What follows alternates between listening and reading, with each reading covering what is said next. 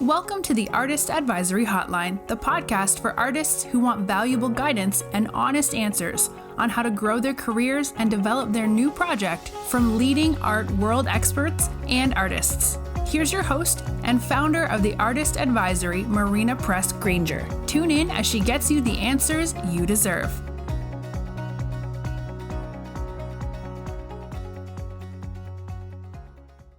Hello, artists. I'm your host, Marina Granger, and welcome to the hotline.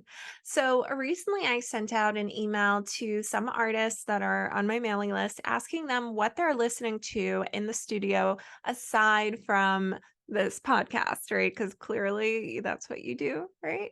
But I wanted to say thank you to those of you who responded. And I want to give you a shout out and tell our listeners what you said because you had some really great responses and they were inspiring to me. And I'm sure they're going to be inspiring to our listeners. So, Shayna listens to jazz, classical, new age, and some old school country, which is pretty cool. Melissa listens to movies like Spirited Away, like anything with a fantastical touch, she says is great. She likes to listen to hip hop or rap albums as well. Recently, she's been revisiting Kendrick Lamar's albums because she really finds the vulnerability and processing of trauma very inspiring. And it feels like for her that it transfers well into her paintings. And that is one of the most deep ways to look at Kendrick Lamar's album. So I'm going to go ahead and listen to that myself and see what I can uncover. I'll look at your work too while I do it, because this is so fascinating to me. Now, Lexa is so cool. She listens to Gesualdo. So Carlo Gesualdo, he was a composer from the Renaissance, like from the way back when past. She describes this music like a sonic wall sung in Latin language, which she doesn't understand, which I also don't understand. But let me tell you, when you listen to Gesualdo, it sounds like you're in a beautiful cathedral. You're transformed back in time. It is just everything, right? So it's like a little sonic vacation. I highly recommend it. And Lexa likes to listen to this when she's doing computer work. And any other quote, fear of distraction moments. So I love that so much. Alexa, this is so great. She also says that while she's in her ceramic studio, like making her work, where she doesn't really have to do like a lot of focusing. I mean, she's already in her zone. She says that she likes to listen to a variety of podcasts. So she listens to The Splendid Table, which is about cooking, Ear Hustle, which is about life from the point of view of incarcerated people, Dialogues, which is a podcast by Helen Molesworth from David's Werner Gallery. Everything is Alive, which is about animating the inanimate. And then The Electronic Lover, which is a podcast slash libretto. Interesting. I will check that out. That is like something I've never heard of. And then The World and The Atlantic, which are just news articles. So thank you, you guys, for answering these questions. You've inspired me so much. I know you've inspired our listeners as well. So we definitely have to dive into this. But also, if you want to keep in touch, you can just join my mailing list by tapping the link in the show notes. And if you haven't already, you can also grab a free PDF guidebook that I have for artists called The Answers. Now, this is a really cute PDF. It's about 20 pages. It's totally not a lot of text, like it's easy to read. And I wrote this in on a plane when I was headed down to Miami last year. I was like so inspired because I had all of this information that people kept asking me like artists kept asking me, and I was like, I know I could just subsidize this into a guidebook. And so I did. And it's super cute. And it really goes into some of the most effective ways you could post on Instagram, what you should have on your website, how to identify your intention and elevator pitch, which has a lot to do with like finding your artistic voice.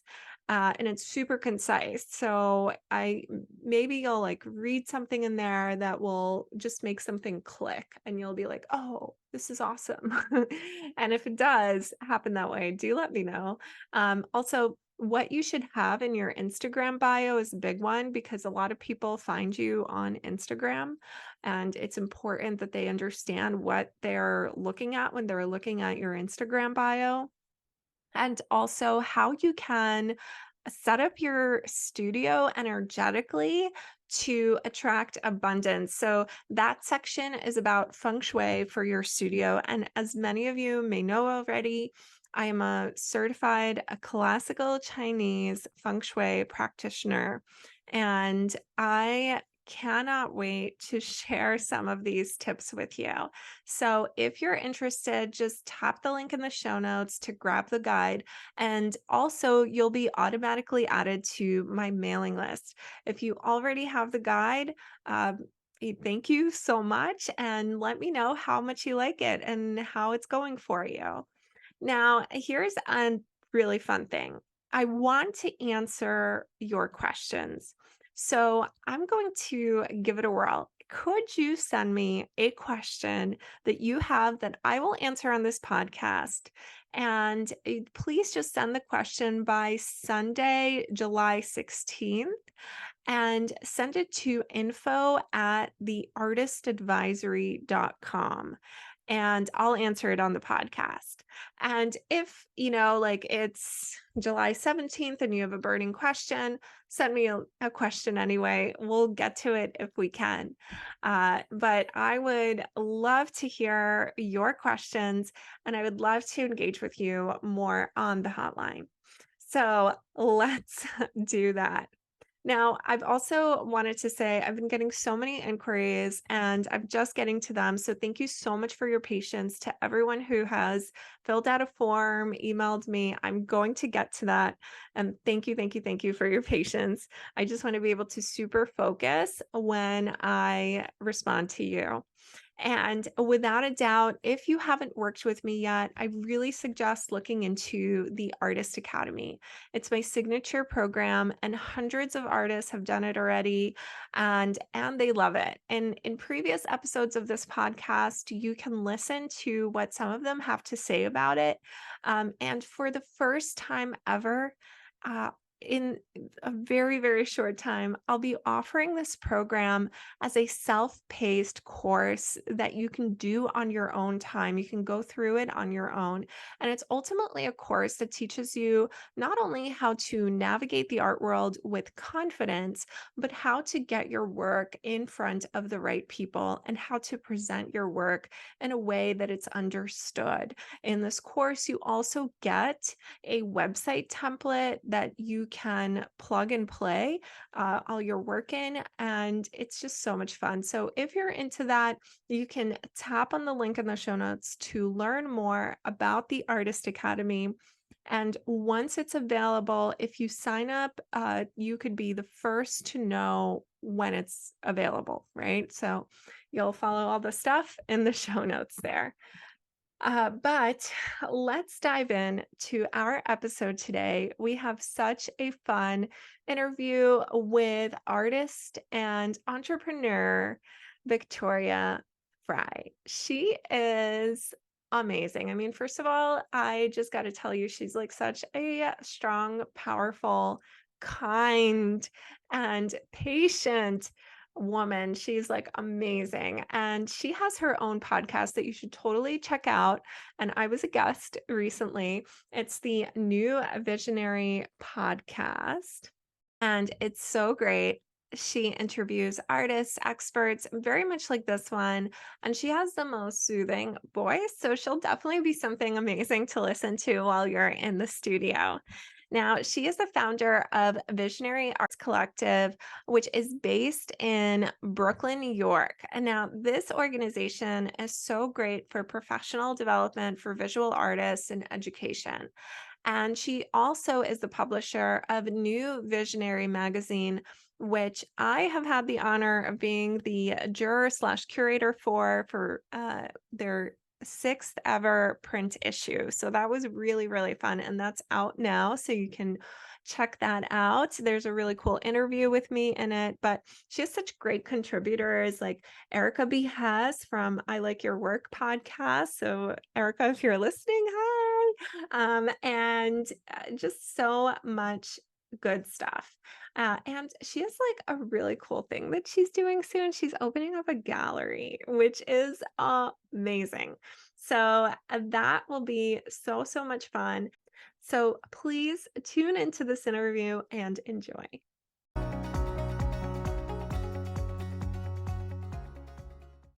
Hello, Victoria. I am so happy to have you on the podcast. You are an angel. It is just so good to see you and hear you. Thank you. Thank you so much, Marina. I'm so excited to be here and thank you for inviting me.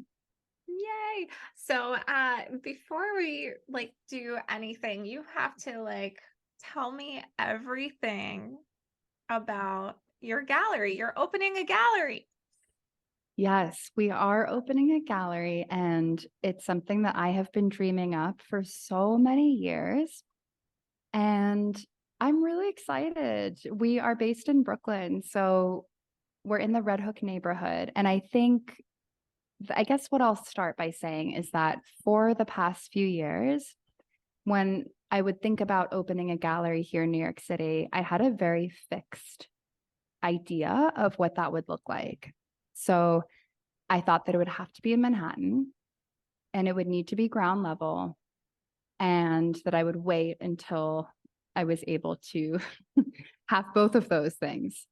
And then something dawned on me earlier this summer. Well, I mean, we're at the very beginning of the summer, so I guess this spring, where I realized that I can start now, that I don't have to wait until I have this perfect space that I had been dreaming of. And the reason that I share this is because I think this actually might be helpful or encouraging to artists or any entrepreneurs or artpreneurs listening.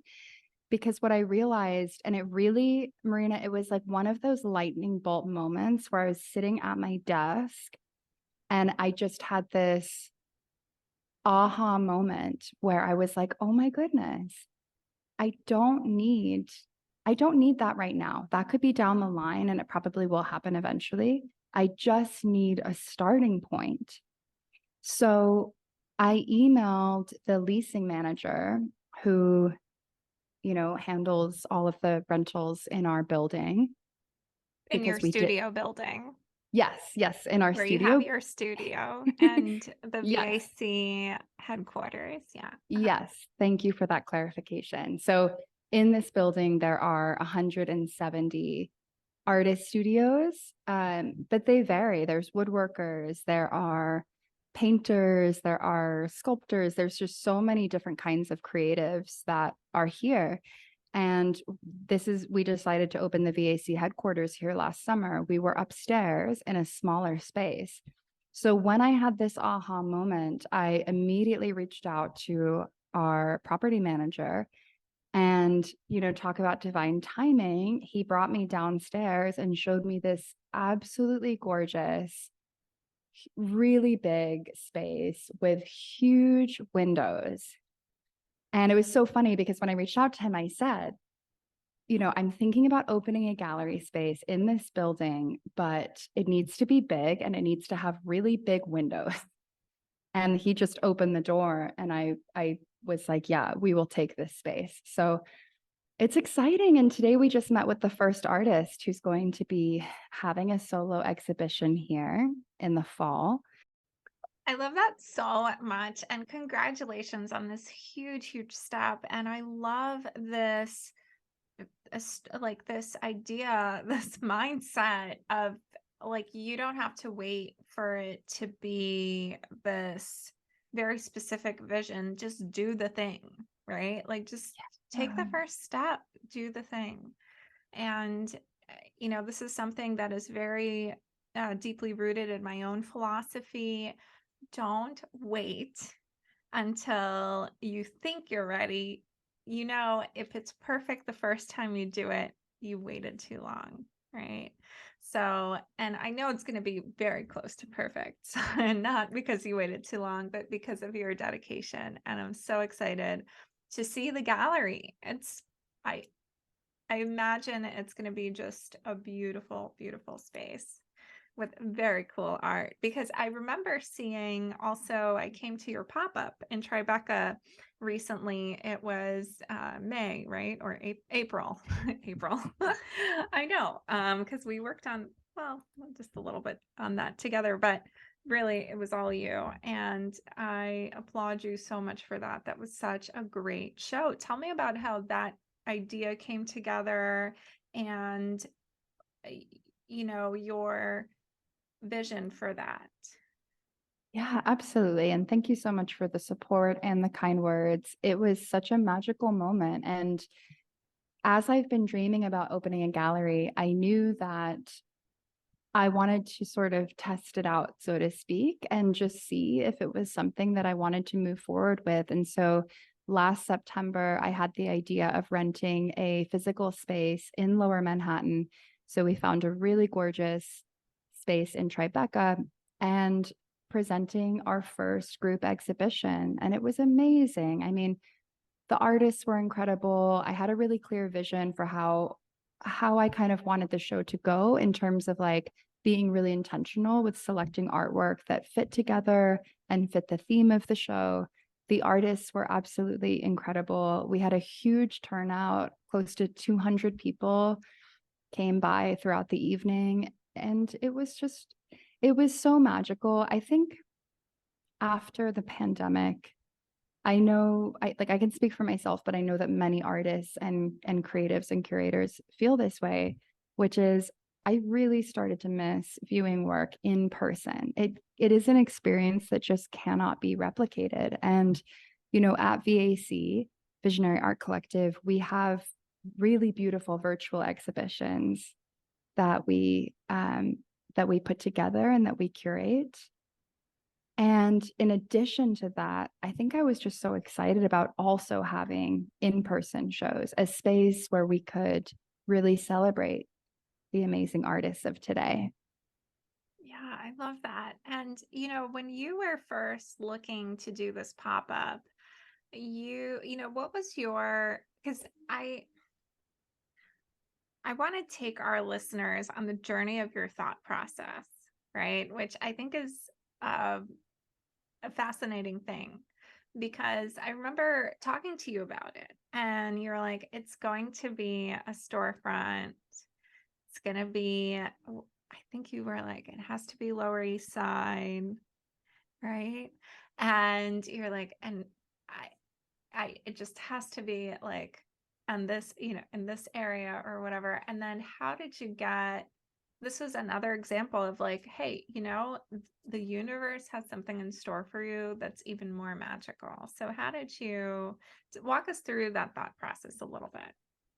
Yeah, absolutely. So when I had the idea last fall to present our first in-person exhibition, I again had that really clear vision of it being in Manhattan. I really wanted the Lower East Side, and there was actually a space that I had my eye on, and I was like, it has to be this space. And it didn't work out, and I couldn't get in touch with the property manager, and there was that communication wasn't happening. But I do, like you, Marina, always believe that if something is not working out, it's probably because something better is in the works. So I kept viewing spaces, and I knew that I would know the right space, that I would be able to feel it when I walked in. And after looking at, I even opened up my options to Brooklyn as well, because I was like, okay, maybe it's not so much about the location, maybe it's just about the space. And I walked into, 72 Warren Street, which is where we ended up holding our exhibition. And I just immediately felt that it was the right space for this particular show. And it felt very serendipitous. Also, when we were installing the show, every piece fit so perfectly. I mean, the artists had the floor plan and, they kind of had the dimensions, but I can't even explain it. You know that when you start curating, there's always something that usually you have to change or swap out. Everything just fit as if every painting fit as if it was made for the space. It was really, really beautiful and felt very serendipitous. Yeah, there's no such thing as a coincidence. It just happens as it happens. And it just looked like such a beautiful show. So, congratulations again and again and again on that.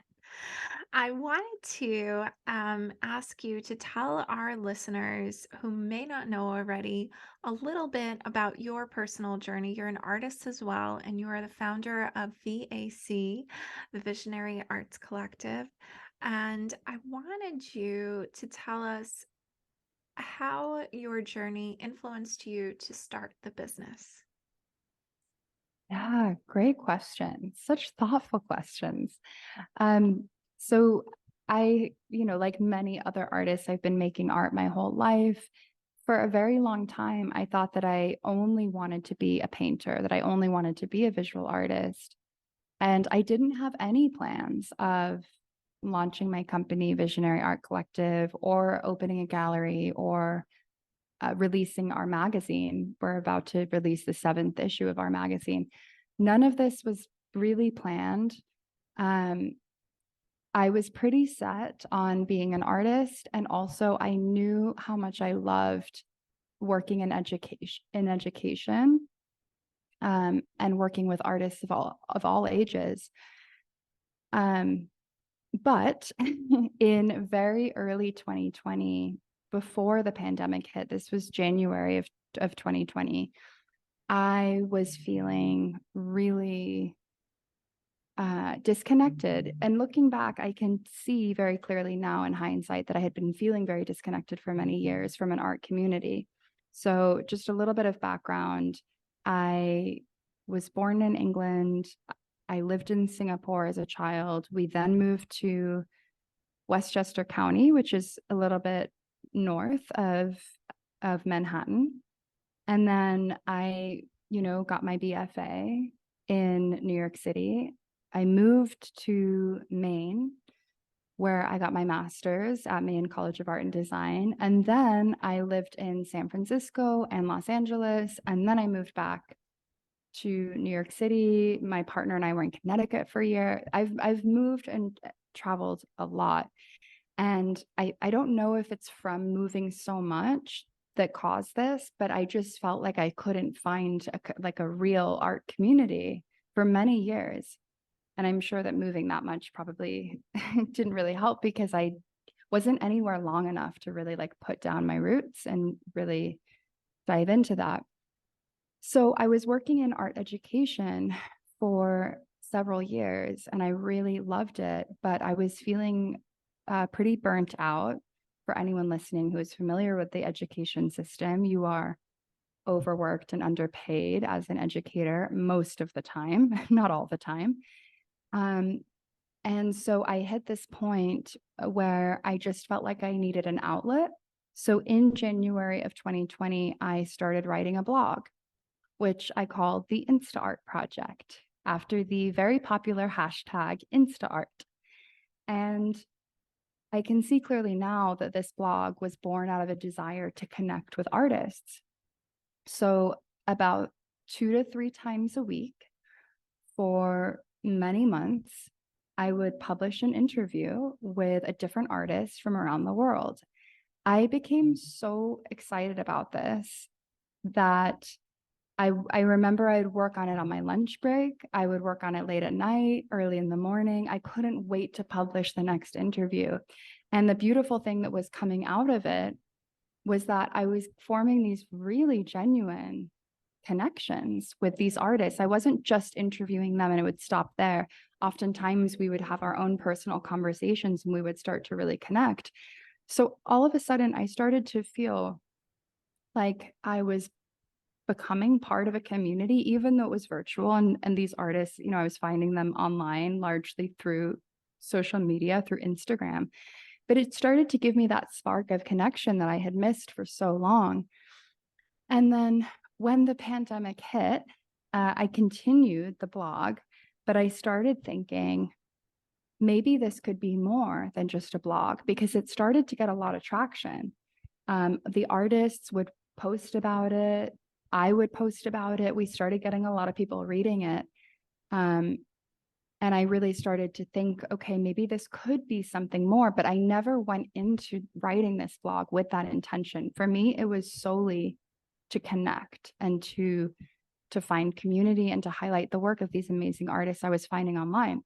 So I started working with a really amazing coach, artist coach, Katerina Popova of Create Magazine, who really encouraged me to consider the possibility of turning this little seed into something bigger. And that is essentially when I thought, okay, what could I offer? What could I offer? How can I support the artist community? And how can I turn this into something that is even more impactful and has even more value?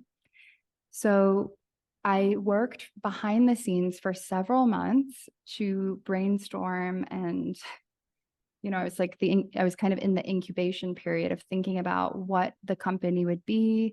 I was thinking about a name. Visionary Art Collective really resonated with me. And we launched on, I believe it was June 30th of 2020. So we're just approaching the 3-year mark now. And I will say it was one of the best days of my life. The day that we launched, I received so many messages from artists, from friends, from family members, from former coworkers and colleagues. I was inundated with messages of support. And it was such a good sign, because it reaffirmed that there was interest in what I was building. And it has grown exponentially since then. It's really growing and expanding every single day. And I'm so, so grateful for the support that we've had. I love that so much. And shout out to Kat, who was just on our podcast too. But I got to tell you, the most important thing here is that you, from our conversations together, I can tell that, the big kind of like a missing link for you was the sense of creating community after art school, right? You were like, what am I going to do? Like, how do I make friends with artists? Like, how do you build community? What's going on? Right? Like, how do we fill in that missing link? And so you created this beautiful community first through the Insta Art blog, and now through your company and your magazine, which I will ask you about a little bit.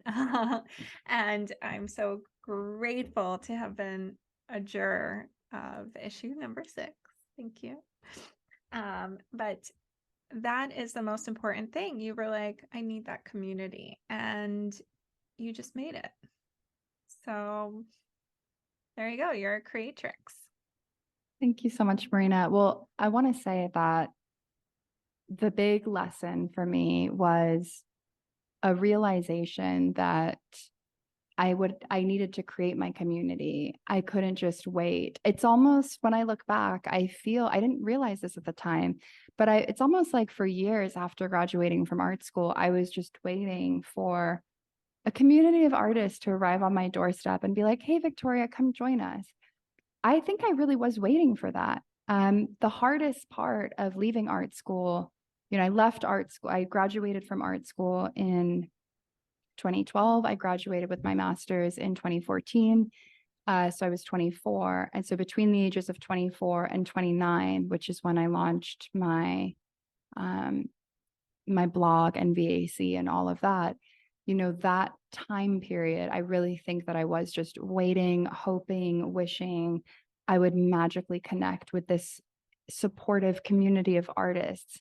And when I decided to take full responsibility, and create a community, that's when the community came. And also during that time, what was really helpful, in addition to working with Kat, was the group that she launched, the Art Queens. And I have to credit that group because during those months, those first 6 months of COVID, with, just so much uncertainty, and throughout the entire lockdown, we were all on meetings every week. And just having that support was also really helpful when I was in the process of building a community of my own. I love that so much. I love the Art Queens. I'm like, can I join even if I'm not an artist? I don't know. But it was like so fun to speak to the Art Queens recently. But speaking of groups, do you have a group, maybe a book club? Yes. We actually have a few groups, but the book club is really near and dear to my heart. I launched it last fall, and the book club it's more than just a book club. I'm going to start by saying that. It's not just a book club, it's community. It's a place for us to read books and works of literature that are centered on the creative process, but really it's a place to support each other and to engage in these really beautiful and deep discussions. And what I've actually found is that I bring so much of my mentorship into the book club. So essentially the way it works is we meet twice a month, although now we've been having bonus sessions. So it often ends up being about three times a month. And I take the topics, like the key topics of whatever book we just finished reading, and I create a, sort of like a workshop essentially around those key points, around those topics. And there's a lot of room for discussion and for the artists to share how those topics relate to them and their own art careers. And we always leave, it's a virtual book club, but we always leave feeling really inspired. And the best part is that you don't actually have to even read the books. You can just come. And what I have found is that the artists who don't have time to read the books because they have a really busy schedule, they still get so much out of it because of these really amazing discussions that we have. It's been incredible. I love that so much. And I remember when you were launching this, and I was like, Victoria, the coolest thing about this is that you don't have to read the books. It's the best book club ever. Yeah, it's not required reading. It's Yeah. like, hey, we're going to focus on a different book every month. If you want to read it, go for it. If you don't, just come and enjoy a really meaningful, deep discussion and a chance to connect with fellow artists. That's been the most powerful part of it. Yeah, because what you do is you create a presentation for everybody that's kind of like the Cliff Notes version of the book, and you just enjoy all the benefits of being in a book club minus having to read if you don't want to read. So that is very, very cool. I also wanted to ask you a little bit about what books have you been reading? Like, what are some titles for anyone listening, just so they get an idea of what that's about? Yeah, absolutely. Well, we had to start with Big Magic, of course, because By Elizabeth Gilbert. by Liz Gilbert, if you're not familiar, because it is such an encouraging and empowering book for creatives. And so that was really amazing. We've read so many at this point, but I'll just choose a few. Make Your Art No Matter What by Beth Pickens was incredible. And Beth actually came as a guest speaker, which was a really special bonus session that we had. And she engaged with the artists and answered questions and told us a little bit about the inspiration behind the book, which was incredible because she has a lot going on. So for her to come and spend time with us was amazing. Right now, we are reading Art and Fear by David Bales and Ted Orland, which is really powerful. And we just finished Everything is Figure Outable by Marie Forleo, which was wonderful. We read so many others as well. The War of Art by Stephen Pressfield. That one was really transformative for me personally.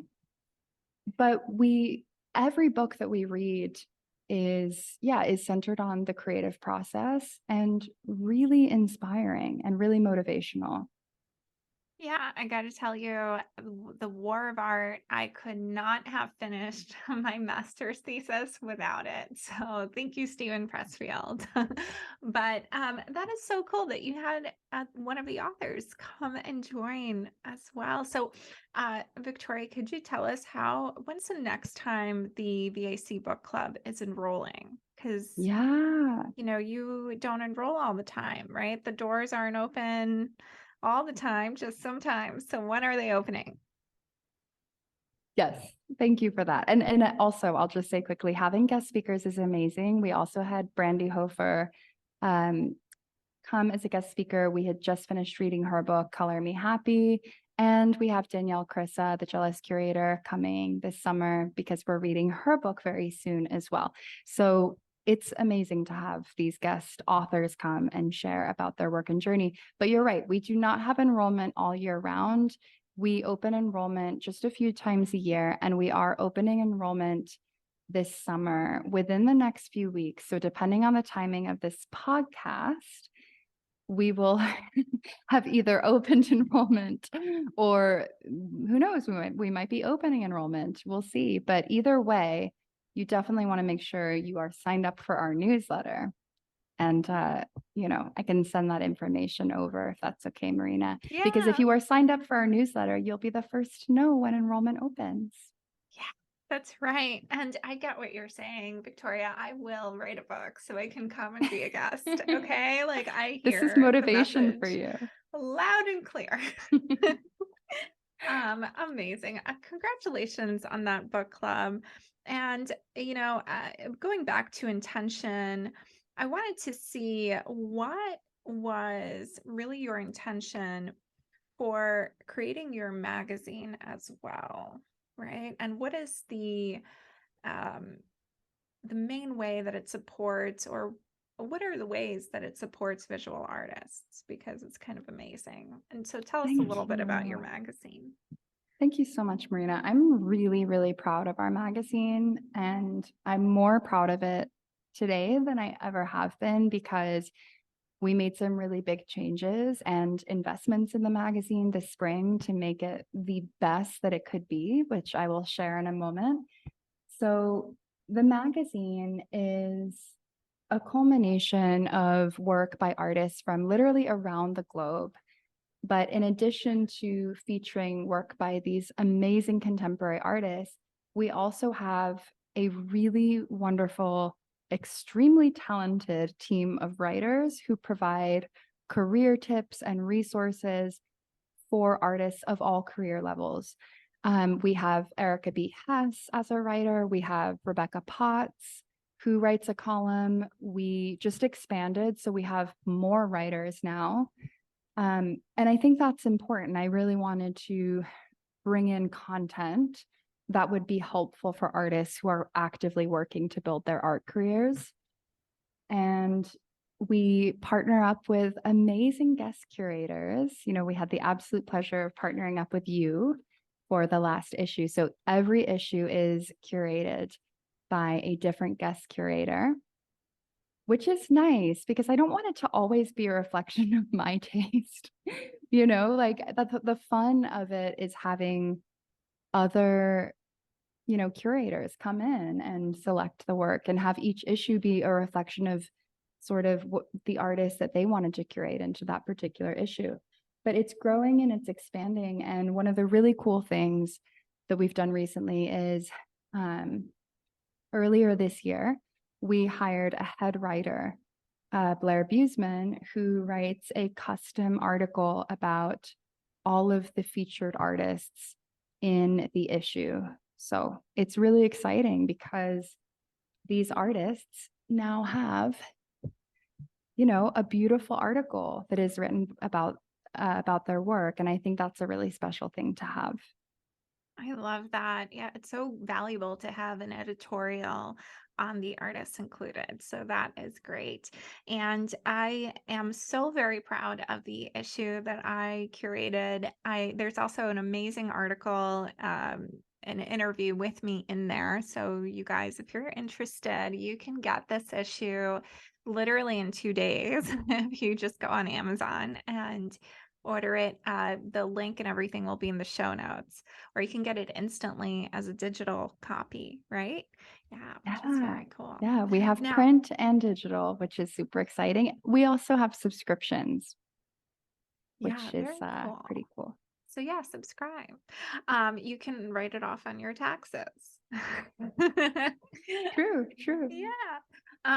Victoria, I wanted to ask you, what is in store for the future of the magazine with all of these writers? Are you thinking you might be doing maybe some exhibition reviews or anything like that?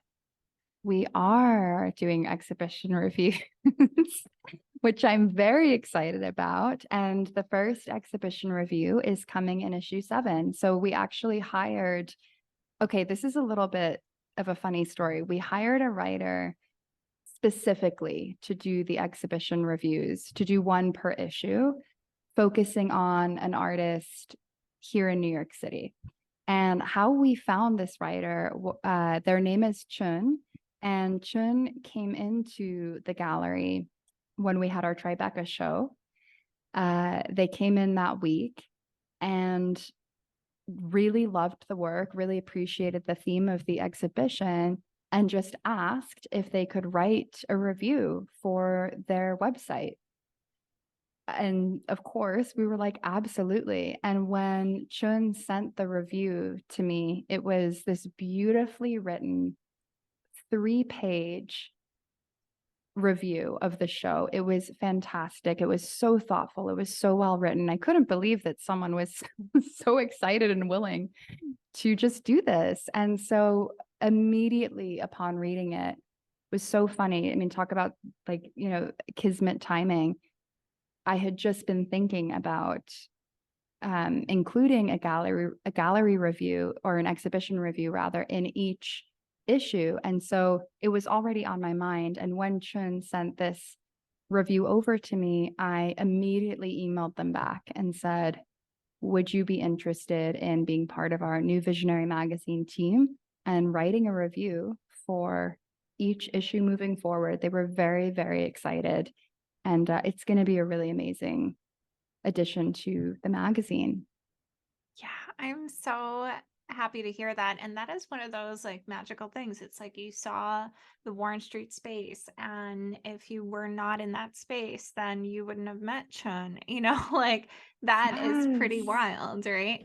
So that is very cool. And also, I don't know who thought of this first. Maybe it was like serendipity, but I remember you were asking me for some advice about the pop-up, and I was like, I think it must have been the middle of the night. I was just like bolted up in bed, and I was like writing you an email, and I was like, Victoria, you absolutely need to have gallery reviews in your magazine because that is the secret link that can, or not the secret link, but the missing link that connects the collectors to the artists in your magazine. Yeah. And this is also really helpful for us now as we are in the process of opening our gallery. We're going to incorporate, what this will look like. We'll see. We're kind of developing it right now, but we will be highlighting the physical shows that we do in our gallery space in the magazine as well. So it's going to just be this beautiful, what I try to think of it as like each branch of, VAC, which is sort of the overarching, all-encompassing, I guess, piece, but every branch feeds into one another. So I love that. yeah. So good. So, tell me a little bit, about, I want to give our listeners some tips, right? So, As an artist, you have this perspective that's informed by your experience and how artists develop their work and grow their career. So, what are some lessons that you have learned that you'd like to share with artists? Wow, it's a great lesson. I think the first one is kind of what I referenced at the start of the podcast, which is don't wait. Because if you, and Marina, having worked with you last fall, I just want to say that this is a belief I had prior to working with you. However, you really reinforce this over and over again, which is don't wait. You've got to pave your own path. You've got to create your own opportunities. You've got to start before you're ready. You've got to trust yourself. You've got to believe in yourself. And, you know, if you wait, because, I mentor artists, I work with artists in my one-on-one program and also in my mentorship program. And when I hear an artist say to me, this isn't the right time, I'm not ready yet, maybe in a couple years, I always say, there's never going to be a magic moment where the clouds part and it's like, this is your time to do this thing. You're always going to be juggling multiple responsibilities. You're always going to have things going on in your life, personally, professionally. There will never be, or I guess I should say, there will very likely never be a perfect moment for you to start something. You've got to find a way and to get started. And I think this requires a level of like, what is the word? Like scrappiness. Like you got to be a little scrappy, in terms of really wanting something and like having that determination, having that grit and having a willingness to fail as well, because failure, I truly believe, is, I don't want to say it doesn't exist, but the way that I think of failure is it's really just it's just opportunities for growth and learning. So there's not really too much to be afraid of. The stakes are always higher in our minds than they are in real life. This is something that's actually heavily outlined in Big Magic by Liz Gilbert.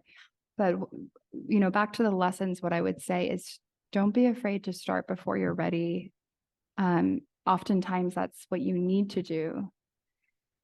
And don't be afraid to put yourself out there and advocate for yourself, because there is no one who is going to advocate for you in the same way that you can, first of all. And second of all, it's no one else's responsibility to advocate for you. You've got to advocate for yourself. And sometimes it can feel uncomfortable to do that, or it might feel like you're really promoting yourself, and that can feel strange. But you've got to promote yourself, and you've got to advocate for the work that you're creating. You've got to put yourself out there, and you can do it in a way that, where you're sort of easing into it. You don't have to just jump in, head first. You can ease into it if that's better for you, but you've got to, I think what this all comes down to is like, you've got to find a start. Whether it's like beginning a new project or putting yourself out there, you've got to take that first step. And you really need to trust yourself. And so I don't want to ramble on too much because I feel like this is a topic I could talk about for a while. But when you think about trusting yourself, it's really important to remember that even if you fail, right? Like even if you start this project and it doesn't work out, you've got to trust that you will find the solution and that you'll be able to navigate navigate those uncharted waters, and that you have the ability to do that, and that you'll figure it out. You've got to trust yourself. And I used to think that trusting yourself meant trusting that everything is going to work out. And then later I realized that that's not what it means. It means that you have to trust that you're capable of finding the solutions, even in those moments where things are not working out as planned. Oh, that is so beautiful.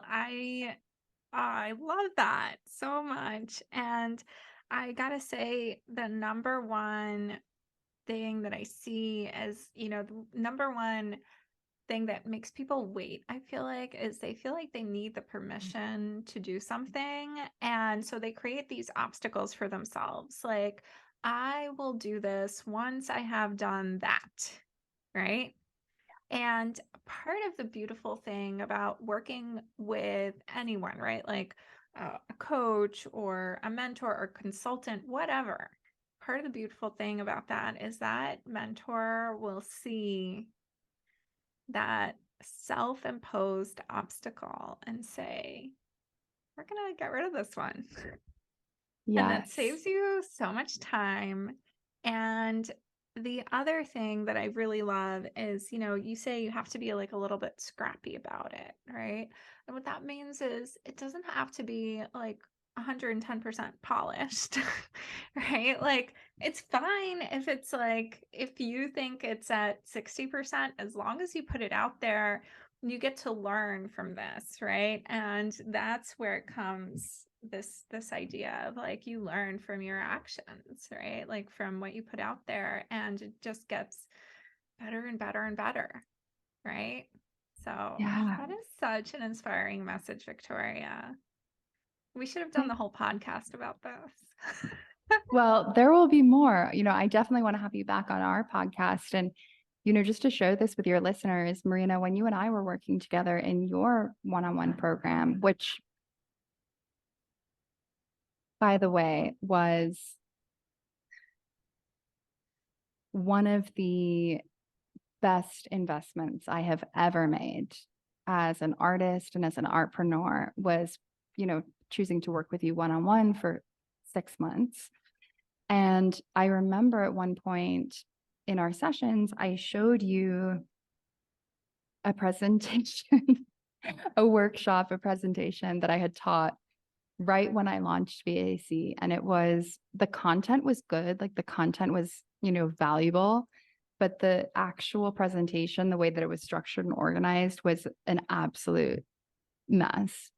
And I showed you, and then I showed you the presentation I was working on at that moment. And I was like, Marina, look at the difference. I can't believe, what was I doing 3 years ago with how did I not know? How did I not see that this is really the way to create workshops?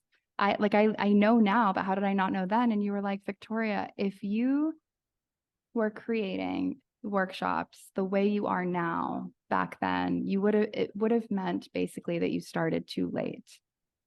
You have to go through that process of just putting something out there in the best way that you can at that time, and then learning and growing. And it's a beautiful thing, right? Artists can relate to this when they look back at drawings or paintings that they made 5-10 years ago, and you're like cringing a little bit, right? But at the same time, it's a beautiful thing. It's nothing to cringe about, because look at the growth. I mean, the growth is amazing. Yeah, absolutely. And you know what? I could look back at my own presentations and be like, how did anyone follow along with this? But that is so beautiful to hear. Thank you. And it's speaking of presentation, so you have so many amazing offers for artists and how they can work with you and learn from you, starting from your magazine to like just subscribing to it and getting opportunities from that, um, to the VAC Book Club, to your mentorship program, to your soon to be gallery, right? Um, you also have developed a program called the Artist Glow Up, which I had the honor of being a guest speaker for. Would you tell me why you started this program and like who it's for and what is it? Absolutely. So when it comes to our educational branch, which is, really anything that involves me working directly with an artist or a group of artists, the main objective is to provide practical advice for one's art career. So in our educational branch, we have sort of 3 tiers. There's the one-on-one program, which is where we work directly together for a 3-month period. Then there is the Artist Glow Up program, which I teach a few times a year. And it is essentially where I'm working with a small group of artists, an intimate group of artists, to teach them, those practical skills for advancing their art careers. We cover so many important topics. We have guest speakers. We cover topics from submission prep, finding the right opportunities for your career, and how to get your submission standing out, right? When there are so many other artists who are applying for the same spot. We cover writing a strong artist statement and bio, website design, pitching your work. We have an amazing guest speaker, Alicia Puig, who has come in and taught about pitching. We talk about approaching galleries and building relationships with curators. We talk about selling your work and different methods and approaches you might adopt for selling your work. I even have my father come in, who is really amazing when it comes to the business side of things, to work with artists for 90 minutes on art and business, setting goals, tracking income. It's a really, really amazing program. And we also, in addition to the Artist Glow Up program, I teach a workshop on writing your artist statement and bio a few times a year as well. So really it's the one-on-one program, the Artist Glow Up program, and my workshops. I might roll out another workshop, we'll see. But I used to do so many workshops, and I realized that it would just make more sense to roll them into a really well-structured and thoughtful program, which has become the Artist Glow Up program. I love that. And who is this program for? So this program is designed specifically for emerging artists. So artists who are at the start of their art careers and who are really looking to gain those essential skills for navigating the art world and for growing their art careers. That's beautiful. Amazing. So, so good to hear about that as well. So I wanted to round out our podcast today by also, I have to remind your viewer or our audience to listen to your podcast, which is amazing. Like, you are such a powerhouse with everything you do. When you do it, you literally do it 100%. And because it's just so like consistent. It's so great. I wish I could say I do the same, but everybody's consistency is different. So, Yes. but I wanted to round out our podcast by asking you, we already know what's in store in the future for your magazine for VAC, but where can listeners find you and keep in touch? Yeah, absolutely. So our website, visionaryartcollective.com, our Instagram, we have 2 Instagram accounts, Visionary Art Collective and New Visionary Mag. Those would be the best places to reach us and just see what's happening over on our end. Yeah. And thank you so much, Marina. This is such an amazing conversation. Oh, and for anyone that wants to tune into the podcast, it's the New Visionary podcast on iTunes, Spotify, anywhere podcasts are streamed. And if you listen, you've got to tune in to my amazing episode with Marina. Yes. Victoria, thank you so much for joining us today. Where can people find out a little bit more about your artwork? This is something that we didn't touch upon in today's interview, but I would love to tell our listeners where they can find out more about it. Yeah, absolutely. So my website is victoriajfry.com. I actually just did a really big website revamp, uploading all new paintings from the past couple of years. So if you are interested in my own work, my own artwork, that's where you can see more. Beautiful. Thank you so much, Victoria. And I can't wait to see you again soon. Thank you. Thank you so much, Marina. Thank you so much for listening. Support your community by sharing this podcast, leaving a review, and follow The Artist Advisory on Instagram at @the_artist_advisory, and visit us online at www.theartistadvisory.com.